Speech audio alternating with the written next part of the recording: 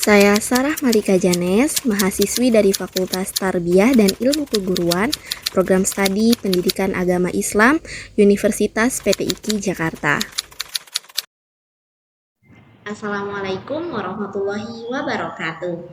Di sini saya akan menjelaskan mengenai apa itu kurikulum, konsep kurikulum, dan teori belajar, serta konsep perencanaan dan pembelajaran kurikulum pendidikan Indonesia.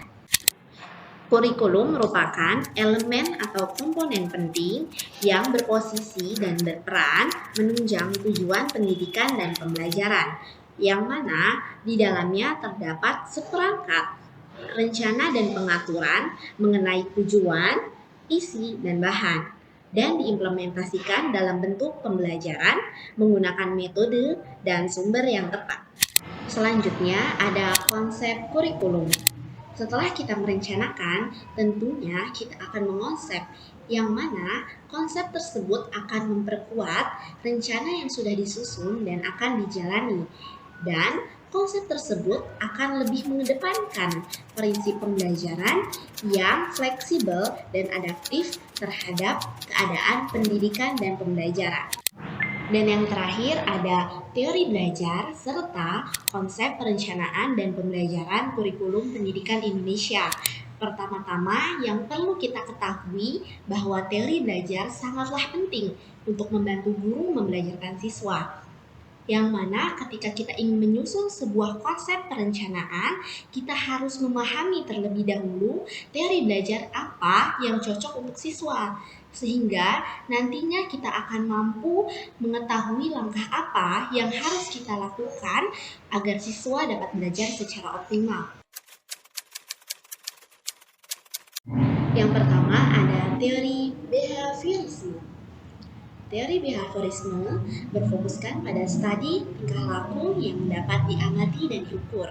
Sedangkan jika pikiran merupakan kotak hitam yang tak dapat diamati.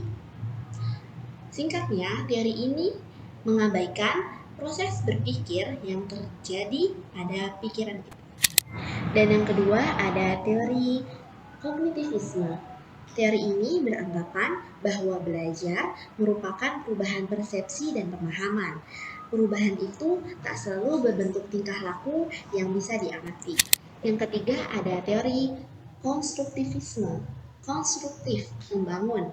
Teori ini didasarkan kepada siswa untuk mendapatkan penekanan dalam membangun pengetahuan dari lingkungan untuk memperoleh pengalaman.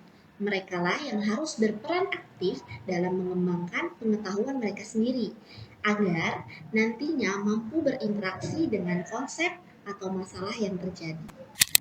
Dan yang terakhir ada teori humanisme.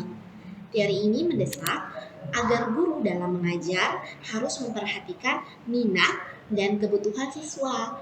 Dan juga guru harus menciptakan lingkungan kelas yang sehat secara sosial dan emosional dan ditandai dengan adanya penerimaan dan sikap saling menghargai.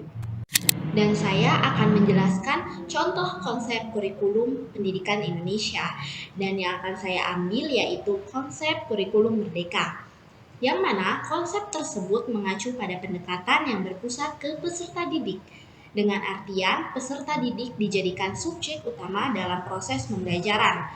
Mereka tidak hanya dibekali pengetahuan dan keterampilan, tetapi juga diberikan ruang untuk mengembangkan kemampuan diri dan kreativitasnya. Mungkin cukup sekian penjelasan dari saya. Semoga dapat dipahami dan semoga bermanfaat. Terima kasih. Wassalamualaikum warahmatullahi wabarakatuh.